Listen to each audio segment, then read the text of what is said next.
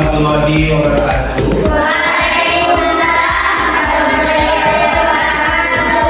Selamat pagi. Apa kabar hari ini? Ada yang sakit? Ada yang pingsan? Ada tadi. Seberapa ada? Kamu kenapa pingsan yang kamu? Belum? Maka dari itu ternyata sarapan itu penting. Sarapan dulu tidak? Itu yang sarapan? Tidak. Yang tidak? Nah kita tanya, yang tidak sarapan paling kuat berapa lama? Sampai terasa perut berhubungan lemak lebih lesu. Sampai saja ada. Karena kakaknya harus belajar. Jadi itu ya prinsipnya ya. Di sarapan tapi kakaknya harus belajar. Baik anak-anak yang kita dan kebanggakan, sebelum memulai belajar hari ini, kita akan melaksanakan dulu yang namanya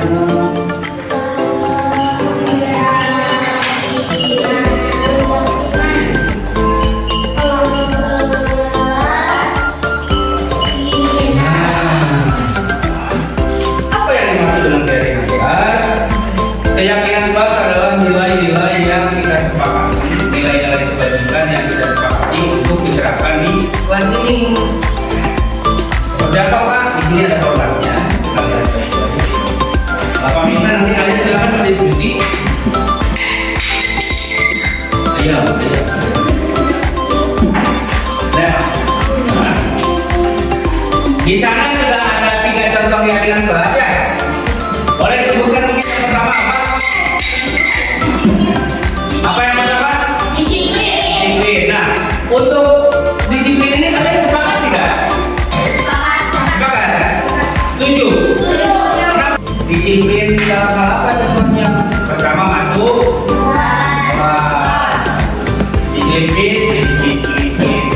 Disiplin menjaga kebersihan. Yang kedua di sana apa? Antara siapa yang saling menghormati dan menghargai? Selain dengan teman, guru, orang tua, siapa lagi? Warga sekolah lainnya di kelas 1 seperti ini. Terus sama yang baru atau yang baru lah. Yang ketiga di sana ada apa? Fokus dan semangat belajar. Sepakat nggak kalau kita harus fokus dan semangat belajar? Setuju? Nah, di sini kan baru 3. Sementara nomornya sampai berapa ini? 15. Nah, Bapak minta silakan kalian diskusikan nilai-nilai apa saja yang akan menjadi keyakinan kelas kita. Di sekolah ini kita harus seperti apa sih? Dalam pembelajaran harus seperti apa? Berpakaian harus seperti apa? Mengelola sampah harus seperti apa? Kalau bertemu teman seperti apa? Kalau bertemu guru harus seperti apa? Ngerti? Jadi kamu tinggal ngisi dari 4 sampai 15. Silahkan berdiskusi, santai aja. Karena programnya 1, jadi Bapak harap setiap orang bergiliran untuk menuliskan keyakinan. Nah, jadi nanti di sini ada tulisan kalian semua. Bisa dimulai? Deal? Silakan. Ini kita sepakati dulu deh. Kata-kata untuk pembuatan keyakinan kelas, usahakan tidak menggunakan kata jangan dan tidak boleh. Contoh seperti ini. Jangan berisik. Nah, kata jangan ini bermuatan negatif, larangan. Usahakan tidak ganti jangan ini. Jangan berisik kan ada kata lain untuk mengganti ini. Harap, tenang. Lawan dari berisik kan tenang. Jadi kalau kamu menulis jangan buang sampah, ganti saja dengan buanglah sampah pada tempatnya. Seperti itu. Jadi usahakan tidak menggunakan kata-kata negatif seperti jangan atau tidak boleh.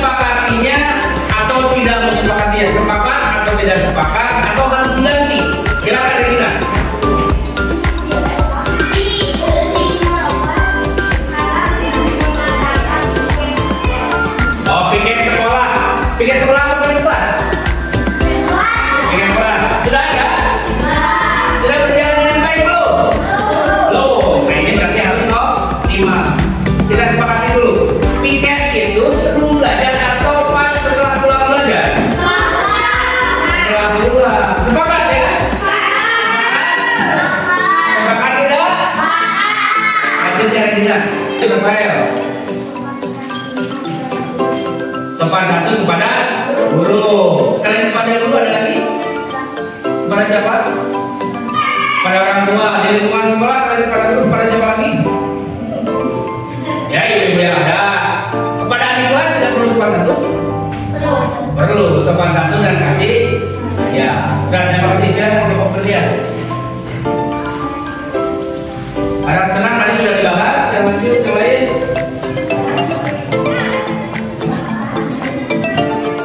Kelas? Oh, kelas boleh dibias. Nah, ini menarik nih. Kelas boleh dibias. Sepakat tidak kalau kelas ini kita terima kasih, lanjut.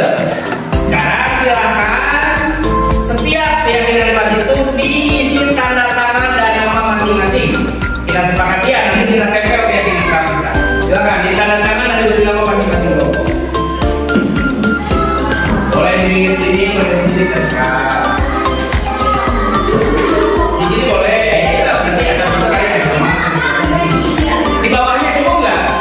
Cukup, silakan. Nanti 3 orang. Di sini boleh, di sini lagi. Tanda tangan dulu baru nah. Iya dong. Tanda tangan dulu baru nama. Setelah ditandatangani, maka keyakinan kelas ini akan disahkan dan mulai berlaku. Bismillahirrahmanirrahim. Assalamualaikum warahmatullahi wabarakatuh. Selamat pagi Bapak Ibu. Mohon maaf mengganggu waktunya. Izinkan saya Yusuf Ibn SPD, calon guru penggerak kelas 9 Kabupaten Garut untuk berbagi pemahaman atau inspirasi terkait modul budaya positif untuk mengabdi tugas saya pada tugas aksi nyata nomor 4 guru penggerak Kabupaten Garut. Di sini kita akan membahas tentang budaya positif. Nah, sebagaimana yang diketahui bahwa budaya positif merupakan perwujudan nilai-nilai kebajikan yang diterapkan di sekolah sebagai implementasi pendidikan yang berorientasi profil pelajar Pancasila. Sebagaimana yang diketahui bersama bahwa pendidikan kurikulum sekarang itu berorientasi pada profil pelajar Pancasila. Nah, dalam modul budaya positif ini ada 6 hal yang ingin saya sampaikan, saya bagikan. Insya Allah kapan yang untuk menggurui, karena saya yakin Bapak Ibu guru hebat sudah lebih paham. Nah, untuk yang pertama di sini ada perubahan paradigma belajar.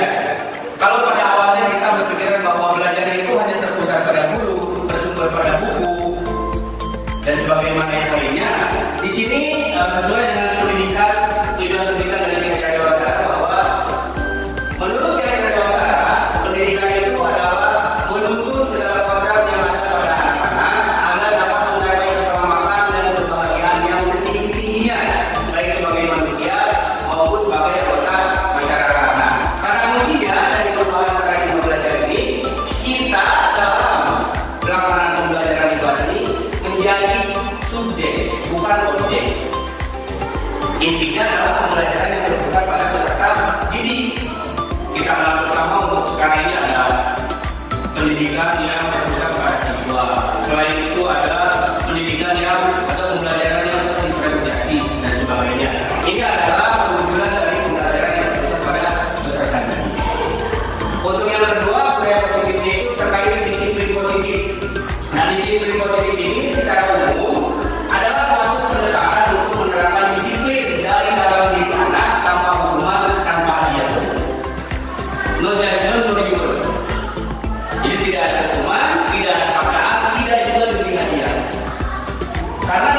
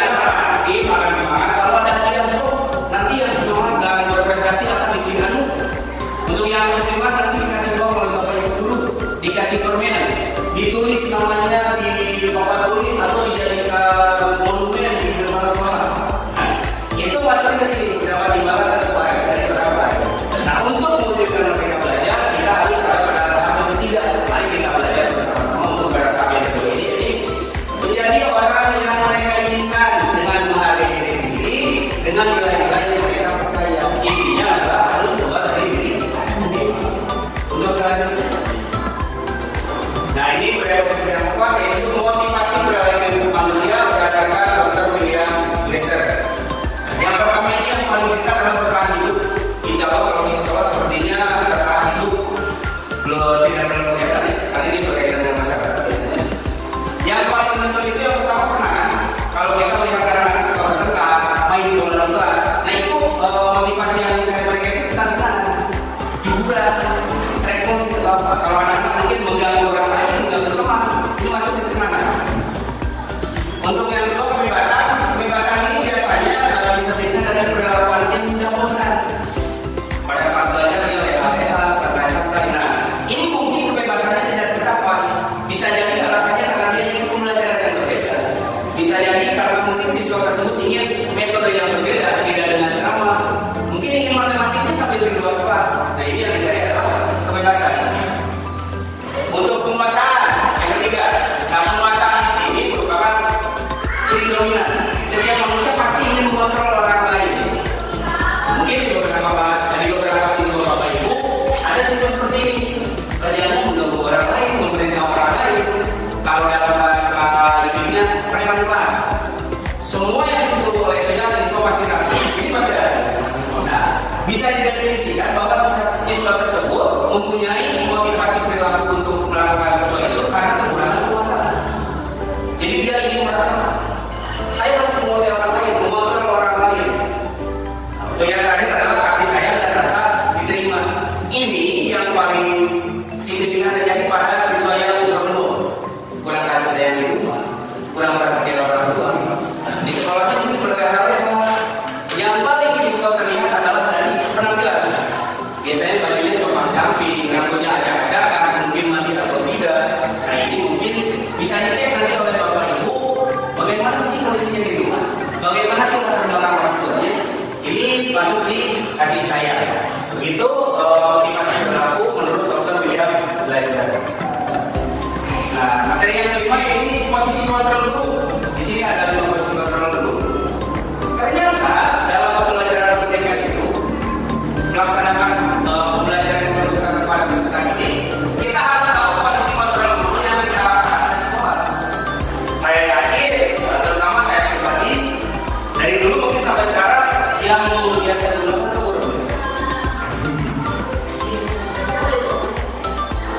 nah, biasanya kita di sini, bukan kita, mungkin saya biasanya di sini, penghukum. Ada anak salah langsung dijelasin, ada anak salah langsung diponis. Kamu datang terlambat.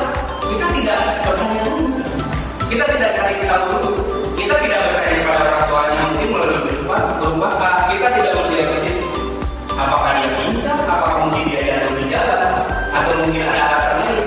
Nah, ini adalah posisi paling rendah dalam proses kontrol dulu. Yang kedua adalah membuat rasa bersalah. Di sini lebih dekat dengan verbal. Kalau untuk menghukum itu kan ada beberapa jenis hukuman seperti verbal dan fisik. Mungkin kalau zaman dulu ditampar, disuruh push up, keliling lapangan, karena menyerah itu masuk di fisik. Kalau yang verbal mungkin menganiaya, merendahkan, menghitung, asal berlewat, asal hidup, gerol, seperti itu masuk di menghukum secara verbal. Nah ini adalah merupakan posisi yang paling rendah. Yang kedua membuat rasa bersalah. Ini lebih ke verbal, tapi dengan bahasa yang halus.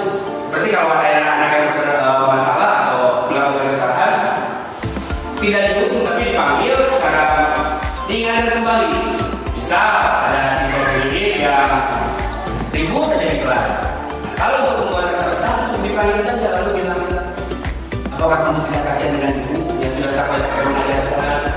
Apakah kamu tidak kasihan dengan teman-teman kamu yang sudah semangat belajar, semangat bergabung oleh kamu? Nah, secara tidak langsung untuk yang membuat rasa bersalah ini menanamkan dan menggali kembali rasa bersalah dalam dirinya. Jadi supaya siswa tersebut memang merasa bersalah dan apa yang dilakukan itu salah. Posisi ketiga adalah posisi teman. Posisi teman seperti biasa dirangkul, dibibir, diajak bertemu sambil bercanda-canda, diajak ngobrol, ditanya ditelisik sedikit-sedikit. Cuma negatifnya posisi teman ini adalah di saat bapak ibu gurunya ada, dia akan beratur. Tapi di saat bapak ibu gurunya tidak ada, dia akan hancur. Misal, ini kejadian yang pernah saya alami di kelas 6 terutama karena saya cenderung memposisikan diri dari posisi kontrol sebagai posisi teman, anak-anak pasti selalu menurut sama saya. Ada poin itu, oke, ikut dengan guru. Tapi kalau dengan guru lain tidak seperti itu. Jadi ada agama bahwa anak itu menganggap bahwa gurunya yang hanya gurunya ada di kelasnya. Saya tidak takut untuk bawahan, saya tidak takut dengan Pak Adi karena saya diajar oleh Pak Yusuf, bukan oleh bawahan dan bukan oleh Pak Adi, juga bukan oleh Pak Yusuf. Nah ini adalah negatifnya posisi teman.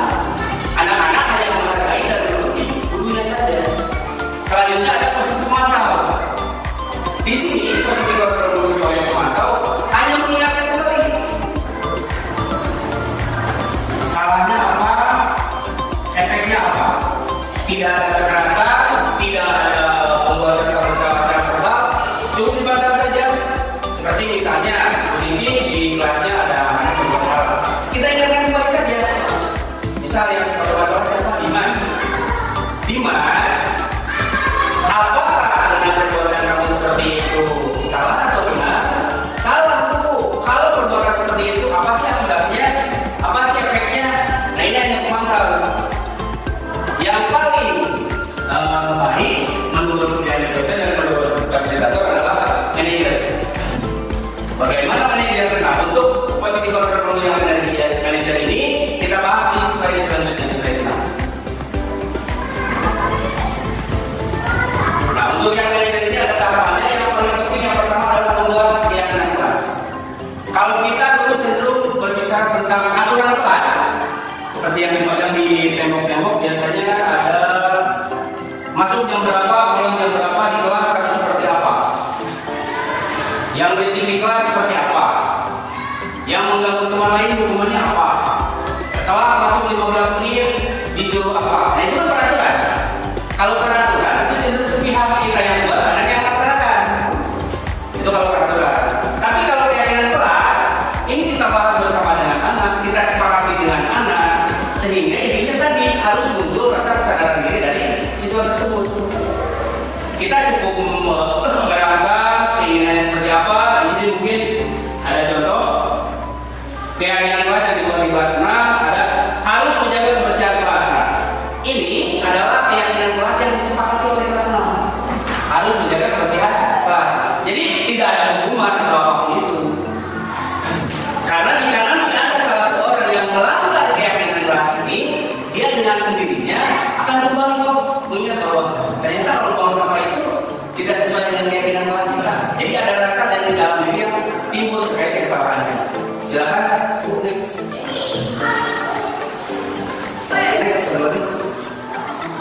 Nah, yang ketujuh adalah segitiga restitusi. Ini berkaitan dengan kita menyikapi masalah, kesalahan atau peristiwa yang dilakukan oleh siswa. Jika tadi pada posisi kontrol kita ada penghukum, pemantau, lalu ada pembuat rasa bersalah. Nah dalam segitiga restitusi ini ada 3 tahapan yang harus kita laksanakan. Sebelumnya bertanya dulu, segitiga restitusi merupakan proses untuk meningkatkan kondisi bagi murid untuk memperbaiki kesalahan. Ini poin-poinnya, memperbaiki kesalahan mereka sehingga mereka bisa kembali pada keyakinan kelas karena dia sudah disepakati dan menumbuhkan budaya positif dalam diri. Seperti apa sih? Next. Nah, langkah-langkah segitiga restitusi itu ada 3. Yang pertama menstabilkan identitas. Menstabilkan identitas ini mengembalikan identitas dan pribadi murid kembali pada fitrah dan meyakini bahwa kesalahan merupakan bagian dari sesuatu yang lumrah di hadapan manusia.